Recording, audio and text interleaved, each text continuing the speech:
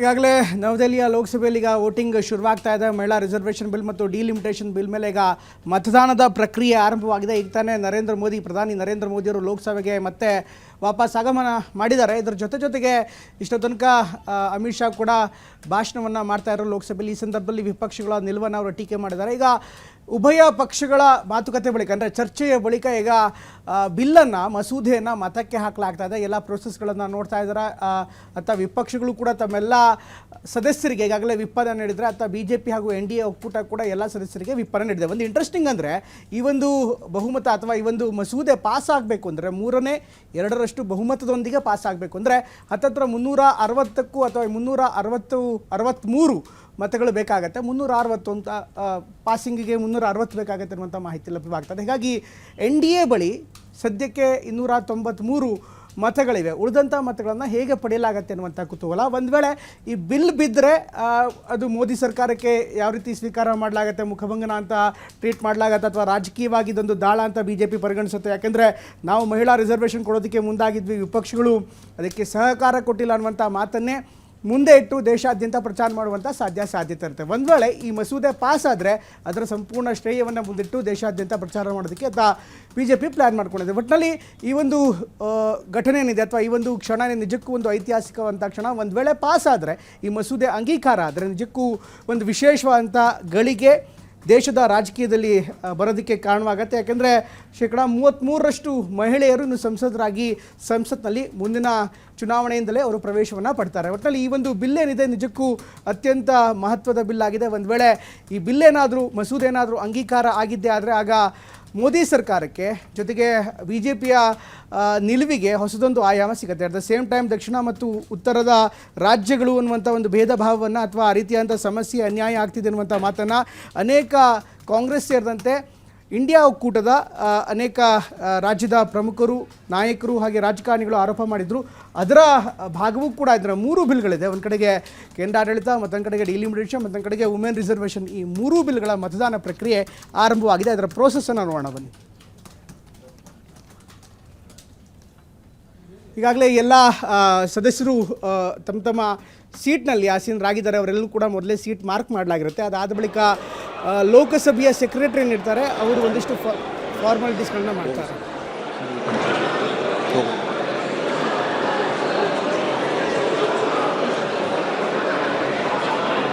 अब महासचिव मतदान की प्रक्रिया के बारे में बताएंगे।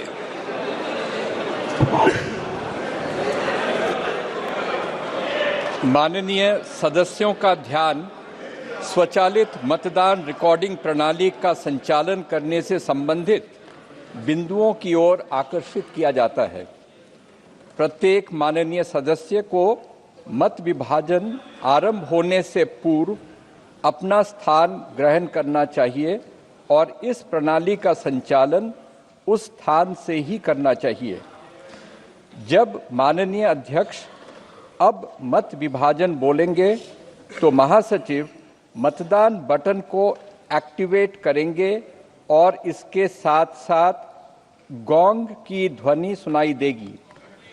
मतदान के लिए केवल गोंग की ध्वनि के बाद ही, कृपया ध्यान दें कि केवल गोंग की ध्वनि के बाद ही माननीय सदस्य हेडफोन प्लेट पर मल्टीमीडिया डिवाइस के बाईं ओर लगे वोट सिक्योर बटन और हेडफोन प्लेट पर दाईं ओर लगे निम्नलिखित बटनों में से कोई एक बटन साथ साथ दबाएं।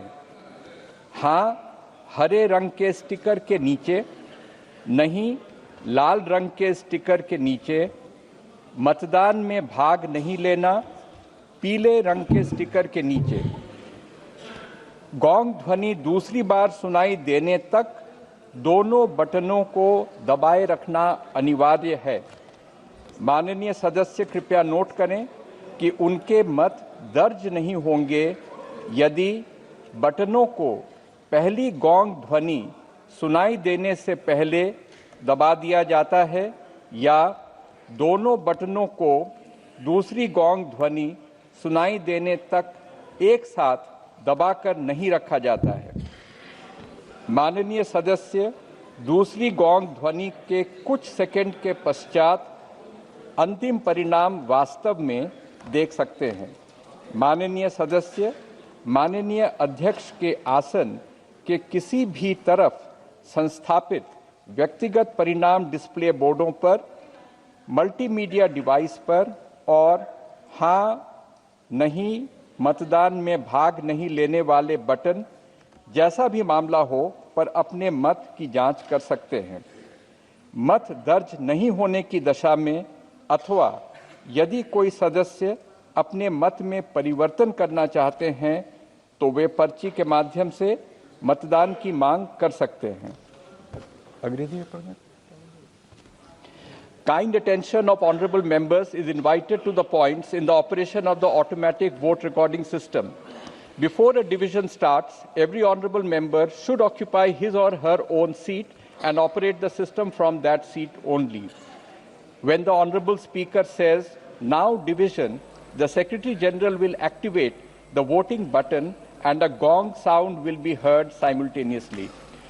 For voting, only after the sound of the gong, repeat, only after the sound of the gong, honorable members may simultaneously press the vote secure button towards the left side of the multimedia device on the headphone plate and any one of the following buttons fixed on the right side of the headphone plate. For yes, below green color sticker, no, below red color sticker, abstain below yellow color sticker. It is essential to keep both the buttons pressed till another gong is heard. Honorable members may please note that their votes will not be registered if buttons are kept pressed before the first gong or both buttons are not kept simultaneously pressed till the second gong. Honorable members can actually see the final result after a gap of a few seconds after the second gong. Honorable members can check their vote on individual result display boards installed on either side of Honorable Speaker's chair, the multimedia device, and also on the yes, no, abstain button as the case may be. In case vote is not registered or if any member wishes to change their vote, they may call for voting through slips.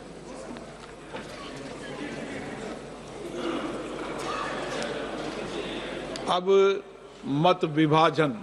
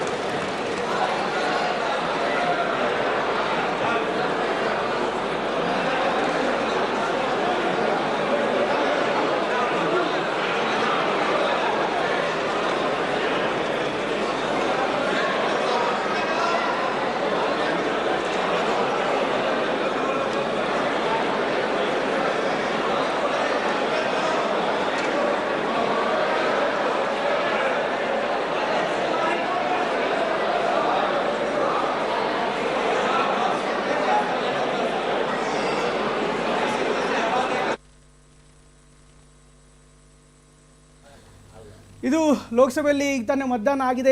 ಈಗ ಪ್ರಸ್ತುತವಾಗಿ ಕಂಡು ಬರ್ತಾ ಇರುವಂಥ ದೃಶ್ಯವನ್ನು ನೋಡ್ತಾ ಇದ್ದಾರೆ. 489 ಮತಗಳು ಇದುವರೆಗೂ ಕೂಡ ಕ್ಯಾಸ್ಟ್ ಆಗಿದೆ, ಅಂದರೆ ಮತದಾನ ಆಗಿದೆ. ಇದರಲ್ಲಿ ಬಿಲ್ನ ಪರವಾಗಿ ಅಂದರೆ ಮಸೂದೆಯ ಪರವಾಗಿ 278 ಮಂದಿಗಾಗಲೇ ಮತವನ್ನು ಹಾಕಿದರೆ, ಬಿಲ್ನ ವಿರುದ್ಧವಾಗಿ 211 ಮತ ಬೀಳಲಾಗಿದೆ. 211 ಮತದಾನ ಮಾಡಲಾಗಿದೆ. ಈ ಒಂದು ಪ್ರಶ್ನೆ ಇರುವಂಥದ್ದು ಅಂದರೆ 2/3 ಮೆಜಾರಿಟಿ ಬೇಕು, ಅಂದರೆ 3/2 ಮತವನ್ನು ಗಳಿಸ್ಕೋಬೇಕಾಗತ್ತೆ ಮಸೂದೆ ಪಾಸ್ ಆಗಬೇಕು ಅಂತ. ಆದರೆ 489 ಮಂದಿ ಮಾತ್ರ, ಅಂದರೆ 543ರಲ್ಲಿ 489 ಮಂದಿ ಮಾತ್ರ ಮತದಾನ ಹಾಕಿದ್ದಾರೆ. ಹೀಗಾಗಿ 3/2 ಇದೆಯಾ ಅನ್ನುವಂಥದ್ದು ಪ್ರಶ್ನೆ. ಒಂದು ವೇಳೆ 3/2 ಇಲ್ಲ ಅಂದರೆ ಸಹಜವಾಗಿ ಮಸೂದೆ ಬೀಳುತ್ತೆ, ಅಂದರೆ ಇಲ್ಲಿ ಅಂಗೀಕಾರ ಆಗಲ್ಲ, ಸೋಲಾಗತ್ತೆ. ಹೀಗಾಗಿ ನಿಜಕ್ಕೂ ಇಂಟ್ರೆಸ್ಟಿಂಗ್ ಆಗಿರುವಂಥದ್ದು 278, ಅಂದರೆ ಮಸೂದೆಯ ಪರವಾಗಿ 278 ಮಂದಿ ಈಗ ಮತವನ್ನು ಹಾಕಿದರೆ ಮಸೂದೆ ವಿರುದ್ಧವಾಗಿ 211 ಮಂದಿ ಮತವನ್ನು ಹಾಕಿದ್ದಾರೆ. ಒಟ್ಟು 489 ಮಂದಿ ಈಗ ಮತದಾನವನ್ನು ಹಾಕಿದ್ದಾರೆ. ಹೀಗಾಗಿ ಒಂದು ಮೋದಿ ಸರ್ಕಾರಕ್ಕೆ ಇದೊಂದು ಸತ್ವ ಪರೀಕ್ಷೆ ಆಗಿತ್ತು. ಮೋದಿ ಸರ್ಕಾರಕ್ಕೆ ಇದೊಂದು ಪ್ರೆಸ್ಟೀಜಿಯಸ್ ಆಗಿರುವಂಥ ಪ್ರತಿಷ್ಠೆಯ ವಿಚಾರವಾಗಿತ್ತು. ಹೀಗಾಗಿ ಒಂದು ವೇಳೆ ಇದು ಸೋತ್ರೆ ಸಹಜವಾಗಿ ವಿಪಕ್ಷಗಳು ಸೆಲೆಬ್ರೇಟ್ ಮಾಡ್ತವೆ, ವಿಪಕ್ಷಗಳು ನೇರವಾಗಿಯೇ ಹೇಳ್ತಾವೆ ಇದರಿಂದ ಯಾವುದೇ ಕಾರಣಕ್ಕೂ ಕೂಡ ನಾವು ಒಪ್ಕೊಳ್ಳೋದಕ್ಕೆ ಸಾಧ್ಯ ಇಲ್ಲ. ಜೊತೆಗೆ ಈ ಬಿಲ್ ಪಾಸ್ ಮಾಡೋದಕ್ಕೆ ಯಾವುದೇ ರೀತಿಯಾದಂಥ ನಂಬರ್ಗಳು BJP ಇಲ್ಲ ಅಂತ. ಈಗ ಮೋದಿ ಸರ್ಕಾರಕ್ಕೆ ಮಸೂದೆ ಸೋಲಾಗಿದೆ ಅಂದರೆ ತಪ್ಪಾಗಲ್ಲ. ಯಾಕೆಂದರೆ ಮೋದಿ ಸರ್ಕಾರದ ಮಹತ್ವಾಕಾಂಕ್ಷೆಯ ಮಸೂದೆಗಳಿಗೆ ಈಗ ಸೋಲಾಗಿದೆ, 3 ಮಸೂದೆಗೆ ಸೋಲಾಗಿದೆ ಅಂದರೆ ತಪ್ಪಾಗಲ್ಲ. ಯಾಕೆಂದರೆ 3/2 ಮತ ಬೇಕಾಗುತ್ತೆ. ಆದರೆ ಕೇವಲ 278 ಅಂದರೆ 300ಕ್ಕೂ ಅಧಿಕ ಮತಗಳು ಬೇಕಾಗಿತ್ತು. 300ಕ್ಕೂ ಅಧಿಕ ಮತಗಳು ಈ ಬಿಲ್ ಪಾಸ್ ಆಗೋದಕ್ಕೆ ಅವಶ್ಯಕತೆ ಇತ್ತು. ಆದರೆ ಕೇವಲ 278 ಮತಗಳು ಮಾತ್ರ ಈ ಮಸೂದೆ ಸ್ವೀಕಾರ ಮಾಡಿದೆ. ಅಂದರೆ ಮಸೂದೆ ಪರವಾಗಿ, ಮಸೂದೆ ವಿರುದ್ಧವಾಗಿ 211 ಮತಗಳು ಬಿದ್ದಿದೆ. ಒಟ್ಟು 489 ಮತಗಳ ಪೈಕಿ 278 ಪರವಾಗಿ, 211 ಬಿಲ್ನ ಮಸೂದೆಯ ವಿರುದ್ಧವಾಗಿ ಈಗಾಗಲೇ ಮತ ಚಲಾವಣೆ ಆಗಿದೆ. ಒಟ್ಟಿನಲ್ಲಿ ಈ ಬಿಲ್ ಈಗ ಲೋಕಸಭೆಯಲ್ಲಿ ಘೋಷಣೆ ಮಾಡಲಾಗತ್ತೆ ಮುಂದೆ ಯಾವ ರೀತಿ ಆಗುತ್ತೆ ಅಂತ. ಸಹಜವಾಗಿ ಈಗ ಮಹಿಳಾ ಮೀಸಲಾತಿ ವಿಧೇಯಕಕ್ಕೆ ಸೋಲಾಗಿದೆ ಅಂದರೆ ವಿಧೇಯಕ ಪಾಸ್ ಆಗಿಲ್ಲ. ಬಹುಮತಕ್ಕೆ ಒಟ್ಟಾರೆ 543ರಲ್ಲಿ 360 ಬೇಕಾಗಿತ್ತು. ಆದರೆ ಈಗ 489 ಮಂದಿ ಮಾತ್ರ ಈಗಾಗಲೇ ಮತದಾನವನ್ನು ಮಾಡಿದ್ದಾರೆ. ಈ ಪೈಕಿ 300ಕ್ಕೂ ಅಧಿಕ ಮತಗಳು ಬರಬೇಕಾಗಿತ್ತು. ಆದರೆ ಈಗ ಕೇವಲ 278 ಮತಗಳು ಮಾತ್ರ ಬಂದಿದೆ.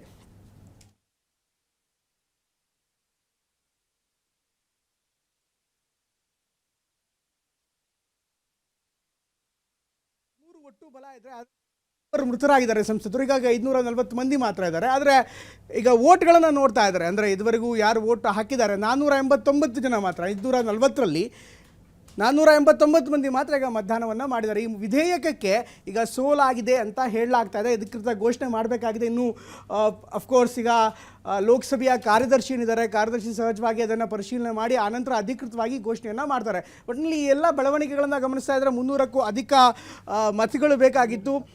ಈ 306ಕ್ಕೂ ಅಧಿಕ ಮತಗಳು ಹತ್ತತ್ರ ಬೇಕಾಗುತ್ತೆ. ಅಂದರೆ 2/3 ನೋಡೋದಾದರೆ ಅಂದರೆ 489ರಲ್ಲಿ 2/3 ಆಗಬೇಕಾಗುತ್ತೆ. ಹೀಗಾಗಿ ಸಹಜವಾಗಿ ಅಧಿಕ ಮತಗಳು ಬೇಕಾಗಿತ್ತು.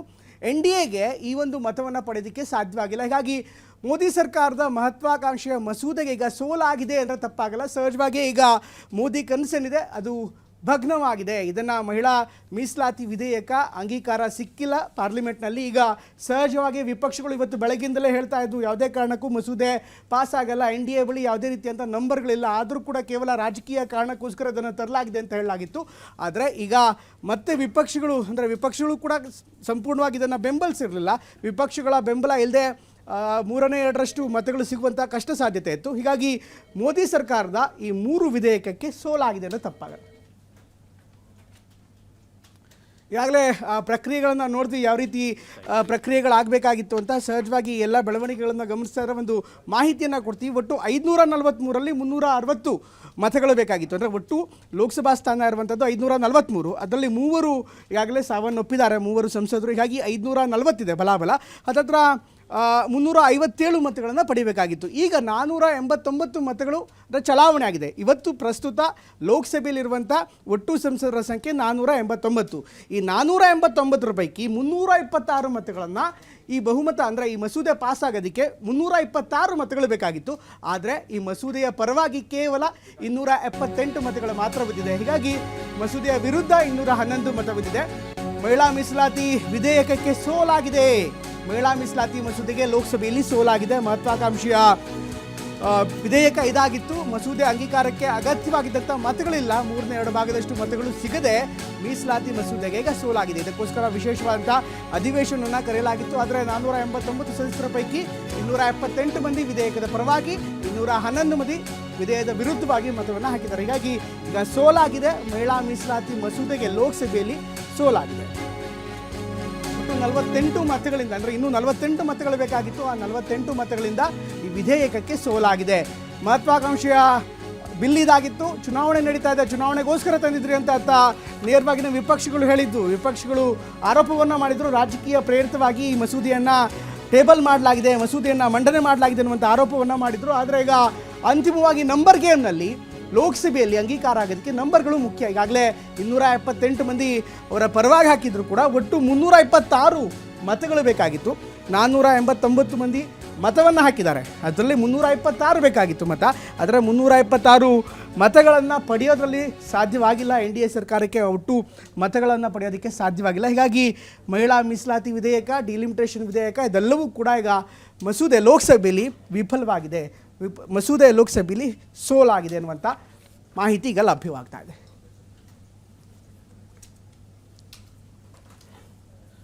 ರೈಟ್, ಈಗಾಗಲೇ ನಿರಂತರವಾಗಿ ನಾವು ನೋಡ್ತಾ ಇದ್ದೀವಿ. ಇವತ್ತು ಬೆಳಗ್ಗಿಂದಲೂ ಕೂಡ ಸಾಕಷ್ಟು ಚರ್ಚೆ ಆಗಿತ್ತು ಅಂತ ಗೃಹ ಸಚಿವರು ಕೂಡ ಮಾತನಾಡಿದರು. ಯಾವ ರೀತಿ ವಿಧೇಯಕ ಮಹತ್ವಪೂರ್ಣವಾಗಿರುವಂಥದ್ದು, ಜೊತೆಗೆ ಯಾಕೆ ಬೇಕು ಈ ವಿಧೇಯಕ ಅಂತ ಹೇಳಿದ್ರು. ಅಟ್ ದ ಸೇಮ್ ಟೈಮ್ ವಿಪಕ್ಷಗಳು ಕೂಡ ಕೆಲವೊಂದಿಷ್ಟು ವಿಚಾರವನ್ನು ಮುಂದಿಟ್ಟಿದ್ರು. ಮಹಿಳೆಯರಿಗೆ ಇಷ್ಟೊಂದು ಮಹತ್ವವನ್ನು ಕೊಡ್ತೀರಿ, ಆದರೆ ಚುನಾವಣೆ ಸಂದರ್ಭದಲ್ಲಿ, ಪ್ರಮುಖವಾಗಿ ಪಶ್ಚಿಮ ಬಂಗಾಳದ ಚುನಾವಣೆ ಸಂದರ್ಭದಲ್ಲಿ ಇದನ್ನು ಇಂಟ್ರೊಡ್ಯೂಸ್ ಮಾಡಲಾಗಿದೆ ಅನ್ನುವಂಥ ಮಾತನ್ನು ಹೇಳ್ತಾ ಇದ್ರು. ಹೀಗಾಗಿ ರಾಜಕೀಯ ಪ್ರೇರಿತವಾಗಿ ಬಿಲ್ಲನ್ನು ತರಲಾಗಿದೆ, ಬಿಲ್ಲನ್ನು ಮಂಡನೆ ಮಾಡಲಾಗಿದೆ ಅನ್ನುವಂಥದ್ದು ವಿಪಕ್ಷಗಳ ಮಾತಾಗಿತ್ತು. ಆದರೆ ಇದಕ್ಕೆ ಸಂಬಂಧಪಟ್ಟಂತೆ ಅಂದರೆ ಮಹಿಳಾ ಮೀಸಲಾತಿ ವಿಧೇಯಕಕ್ಕೆ ಸಂಬಂಧಪಟ್ಟಂತೆ ನಿನ್ನೆ ಪ್ರಧಾನಿ ಕೂಡ ಮಾತನಾಡಿದರು, ಜೊತೆಗೆ ಇವತ್ತು ಗೃಹ ಸಚಿವರು ಮಾತನಾಡಿದರೆ ಅಂತಿಮವಾಗಿ ಇದನ್ನು ಮತಕ್ಕೆ ಹಾಕಿದಂಥ ಸಂದರ್ಭದಲ್ಲಿ ವಿಧೇಯಕಕ್ಕೆ ಸೋಲಾಗಿದೆ.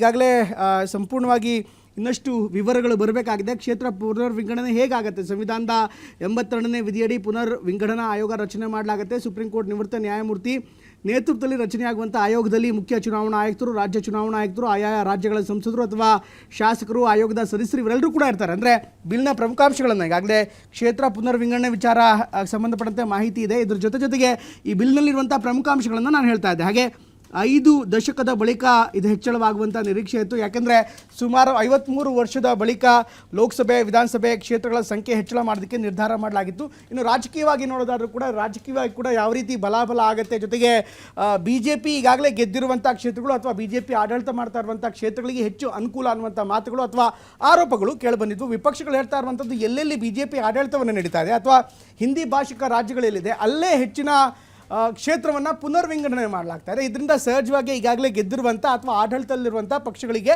ಹೆಚ್ಚು ಅನುಕೂಲ ಅನ್ನುವಂಥ ಆರೋಪ ಕೇಳಿಬಂದಿತ್ತು. ಅಟ್ ದ ಸೇಮ್ ಟೈಮ್ ಈ ಪುನರ್ ವಿಂಗಡಣೆಯಲ್ಲಿ ರಾಜ್ಯಗಳಿಗೆ, ದಕ್ಷಿಣ ಭಾರತದ ರಾಜ್ಯಗಳಿಗೆ ಮೋಸವಾಗ್ತಾ ಇದೆ, ಅನ್ಯಾಯವಾಗ್ತಿದೆ ಅನ್ನುವಂಥ ಮಾತನ್ನು ದಕ್ಷಿಣದ ರಾಜ್ಯದ ಮುಖ್ಯಮಂತ್ರಿಗಳು ಸೇರಿ ದಕ್ಷಿಣ ರಾಜ್ಯದ ಅನೇಕ ರಾಜಕೀಯ ಪಕ್ಷದ ನಾಯಕರು ಕೂಡ ಹೇಳಿದರು. ಯಾಕೆಂದರೆ ಅದರ ಪರ್ಸೆಂಟೇಜನ್ನು ನೋಡ್ತಾರೆ, ನಮಗೆ ಕಡಿಮೆ ಬರುತ್ತೆ ಸೀಟ್ಗಳು ಅನ್ನುವಂಥ ಆತಂಕ ಇತ್ತು.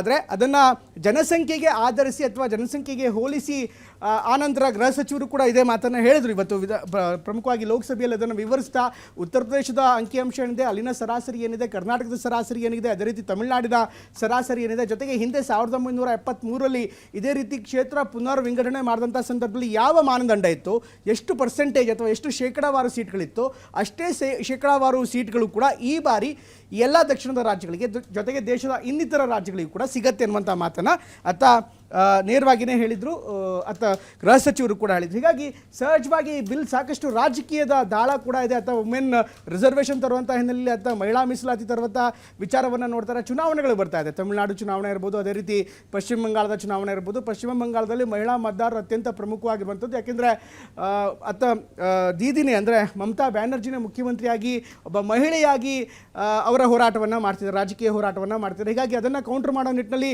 ಮಹಿಳಾ ಮೀಸಲಾತಿ ಬಿಲ್ ಕೂಡ BJPಗೆ ಪೂರಕವಾಗಿರ್ತಾ ಇತ್ತು. ಈಗಾಗಲೇ ಬಂಗಾಳದಲ್ಲಿ ಮೋದಿ ಗ್ಯಾರಂಟಿ ಅನ್ನುವಂಥ ಮಾತನ್ನು ಕೂಡ ಪ್ರಚಾರವನ್ನು ಮಾಡಲಾಗ್ತಾ ಇದೆ. ಅಲ್ಲಿ ಮಮತಾ ಬ್ಯಾನರ್ಜಿಯ 1500 ರೂಪಾಯಿಗೆ BJP 3000 ರೂಪಾಯಿ ನಾವು ಮಹಿಳೆಯರಿಗೆ ಕೊಡ್ತೀವಿ ಅಂತ ಗ್ಯಾರಂಟಿಯನ್ನು ಕೂಡ ಕೊಟ್ಟಿದೆ. ಅದರ ಜೊತೆಗೆ ಕೇವಲ ಆರೋಪ ಮಾಡೋದ್ರಿಂದಲೇ ಮಮತಾ ಬ್ಯಾನರ್ಜಿ ಸೋಲಿಸೋದಕ್ಕಾಗಲ್ಲ ಅನ್ನುವಂಥ ನಿಟ್ಟಿನಲ್ಲಿ ಈಗ ಮಹಿಳಾ ಮೀಸಲಾತಿ ಅಂತ ವಿಚಾರಗಳನ್ನು ಮುನ್ನೆಲೆಗೆ ತಂದು ಆ ಮೂಲಕವೂ ಕೂಡ ಮಹಿಳಾ ಮತದಾರರಿಗೆ ಒಂದು ಸಂದೇಶವನ್ನು ಕೊಡುವಂಥ ಪ್ರಯತ್ನ BJP ಮಾಡ್ತು. ಈ ಒಂದು ವಿಧೇಯಕ ಅಂಗೀಕಾರವಾಗಿದೆ, ಸಹಜವಾಗಿಯೇ ಚುನಾವಣಾ ವಿಚಾರದಲ್ಲಿ ಅಥವಾ ಚುನಾವಣಾ ಕಣದಲ್ಲಿ ಇನ್ನಷ್ಟು ಸಹಾಯ ಆಗುವಂಥ ಸಾಧ್ಯತೆ ಇರುತ್ತೆ. ಈಗ BJP ಇದನ್ನು ಹೇಗೆ ಸ್ವೀಕಾರ ಮಾಡುತ್ತೆ, ಸಹಜವಾಗಿ ರಾಜಕೀಯ ಆರೋಪಗಳನ್ನು ಮಾಡಲಾಗುತ್ತೆ. ನಾವು ಮಹಿಳೆಯರ ಪರವಾಗಿದ್ವಿ, ಆದರೆ ವಿಪಕ್ಷಗಳು ಮಹಿಳೆಯರ ಪರವಾಗಿಲ್ಲ ಅನ್ನುವಂಥ ಮಾತನ್ನು ಕೂಡ ಈಗಾಗಲೇ ಅವರು ಹೇಳ್ತಾರೆ. ಹೀಗಾಗಿ ಸಹಜವಾಗಿ ಆರೋಪ ಪ್ರತ್ಯಾರೋಪಕ್ಕೂ ಕೂಡ ಈ ವಿಧೇಯಕ ಸಾಕ್ಷಿ ಆಗುವಂಥ ಸಾಧ್ಯತೆ ಇರುತ್ತೆ. ಲೋಕಸಭೆಯಲ್ಲಿ ಏನೆಲ್ಲ ಆಯಿತು ಅದರ ವಿವರವನ್ನು ನೋಡಿದ್ವಿ. ಯಾವ ರೀತಿ ಚುನಾವಣಾ ಪ್ರಕ್ರಿಯೆ ನಡೀತು ಅನ್ನೋದನ್ನು ಕೂಡ ನಾವು ಇನ್ನಷ್ಟು ದೃಶ್ಯಾವಳಿಗಳನ್ನು ನಿಮಗೆ ತೋರಿಸ್ತೀವಿ. ಹೇಗೆ ಪ್ರಕ್ರಿಯೆ ನಡೀತು, ಏನಾಯಿತು ಅದರ ಆ ತುಣುಕನ್ನು ಕೂಡ ಮತ್ತೊಮ್ಮೆ ನಿಮಗೆ ತೋರಿಸ್ತೀವಿ. ಯಾಕೆಂದರೆ ಹಿಂದಿನ ಲೋಕಸಭೆಗಳಲ್ಲಿ ಅಥವಾ ಹಳೆಯ ಮಾಡೆಲ್ನಲ್ಲಿ, ಹಳೆಯ ರೀತಿಯ ಮತದಾನದ ಶೈಲಿಗಳನ್ನು ನೋಡ್ತಾ ಇದ್ದಾರೆ. ಚುನಾವಣಾ ನಡೆಸೋ ಪ್ರಕ್ರಿಯೆಯನ್ನು ಅಥವಾ ಮತದಾನವನ್ನು ನಡೆಯುವಂಥ ಪ್ರಕ್ರಿಯೆಯನ್ನು ನೋಡ್ತಾ ಇದ್ದಾರೆ. ಲೋಕಸಭೆಯ ಕಾರ್ಯದರ್ಶಿ ಮತ್ತು ಸಿಬ್ಬಂದಿಗಳು ಎಲ್ಲರನ್ನೂ ಕೂಡ ಫಿಸಿಕಲಿ ಹೋಗಿ ಕೌಂಟ್ ಮಾಡ್ತಾಯಿದ್ರು ಅಥವಾ ಅವರಿಂದ ಮತದಾನದ ಒಂದು ಎಂಟ್ರಿಯನ್ನು ಅಂದರೆ ಒಂದು ಮತದಾನದ ಪೇಪರ್ಗಳಿರ್ತಿತ್ತು, ಆ ಪೇಪರ್ಗಳಲ್ಲಿ ಎಂಟ್ರಿ ಮಾಡಿ ಆನಂತರ ಕೌಂಟ್ ಮಾಡಲಾಗಿತ್ತು. ಆದರೆ ಈಗ ಪ್ರಕ್ರಿಯೆ ಬದಲಾಗಿದೆ. ನೋಡ್ತಾ ಇದ್ದಾರೆ ಎಲ್ಲವೂ ಕೂಡ ಆಟೋಮೇಷನ್ಸ್ ಆಗಿದೆ. ಆಟೋಮೆಟಿಕ್ ಆಗಿರುವಂಥ ಒಂದು ಸಿಸ್ಟಮ್ಗಳ ಮೂಲಕ, ಅಂದರೆ ಎಲ್ಲರ ಮುಂದೆ ಕೂಡ, ಎಲ್ಲ ಸದಸ್ಯರ ಮುಂದೆ ಒಂದು ಬಟನ್ ಕೂಡ ಇರುತ್ತೆ. ಆ ಬಟನನ್ನು ಒತ್ತಿದ ತಕ್ಷಣ ಕೂಡಲೇ ಕ್ಷಣಾರ್ಧದಲ್ಲಿ ಸುಮಾರು 10 ರಿಂದ 15 ಸೆಕೆಂಡ್ ಒಳಗಡೆ ನಮಗೆ ಸಂಪೂರ್ಣ ಚಿತ್ರಣವೇ ಸಿಗುತ್ತೆ. ಒಟ್ಟು ಈಗಿರುವಂಥ ಪ್ರಕ್ರಿಯೆಯನ್ನು ನೋಡ್ತಾ ಇದ್ದರೆ 489 ಮತಗಳು ಈಗ ವೋಟ್ ಕ್ಯಾಸ್ಟ್ ಆಗಿದೆ, ಅಂದರೆ ಮತದಾನ ಆಗಿದೆ. ಆ ಪೈಕಿ 278 ಈ ಬಿಲ್ನ ಪರ ಇದ್ದರೆ 211 ಬಿಲ್ನ ವಿರುದ್ಧವಾಗಿದೆ. ಈ ಮತದಾನ ಪ್ರಕ್ರಿಯೆ ಕೂಡ ತುಂಬ ಕ್ವಿಕ್ ಆಗಾಯಿತು. ಯಾವುದೇ ರೀತಿಯ ಡಿಲೇ ಇಲ್ಲದೆ ತಕ್ಷಣಕ್ಕೆ ಕೇವಲ 15 ಸಂಪೂರ್ಣವಾಗಿ अपनी अपनी सीट पे बैठिए प्लीज। प्लीज अपनी सीट पे बैठिए।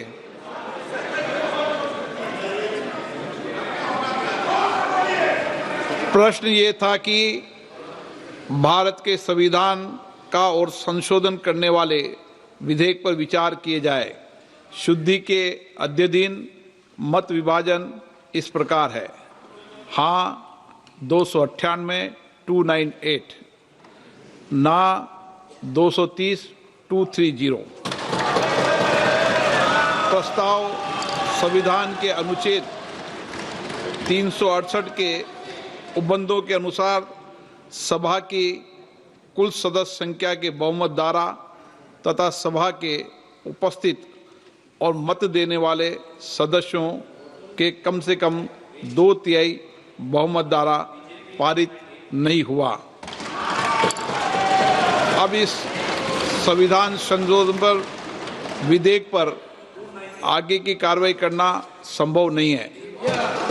अतः संघ राज्य क्षेत्र विधि संशोधन विधेयक 2026 तथा परिसीमन विधेयक 2026 के संबंध में आगे की कार्रवाई पर निर्णय लेना है।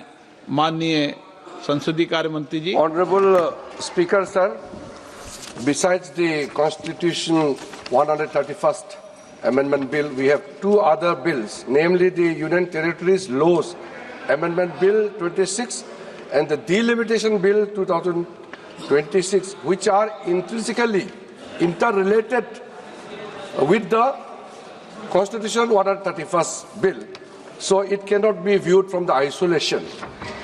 इस स्थिति से माननीय सभापति महोदय, जो नतीजा आया है, ये इतना ऐतिहासिक और महत्वपूर्ण बिल पर देश का महिलाओं को अब सम्मान अधिकार देने का जो बिल है, उसको विपक्ष ने साथ नहीं दिया। बहुत खेद की बात है। और इस ऐतिहासिक पल को आप अपना एक मौका था, आपने गंवाया है। आदरणीय नरेंद्र मोदी जी के नेतृत्व में महिलाओं को जो सम्मान देने का, अधिकार देने का हमारा अभियान जारी रहेगा और हम अधिकार दे के ही रहेंगे आगे। अब सभा की कार्रवाई आगे 2 शेष जो बिल्स है उसको आगे नहीं बढ़ाने का मैं अनुरोध करता हूं।